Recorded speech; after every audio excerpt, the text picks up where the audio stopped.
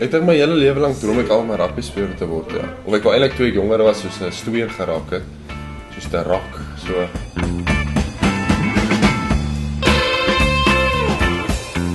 Ek dink die mens kan dit regtig beskryf, dis iets wat jy vir altyd saam met jou sal dra tot jy eendag 70, 80 jaar oud is.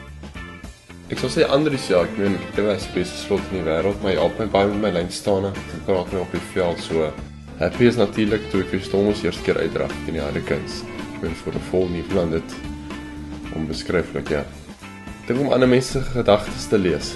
En dan weet jy wat hulle doen op die veld. Ek meen, jy lees gedagtes, jy weet waar jy gaan spring en lyn staan, waar jy jou gaan step nou.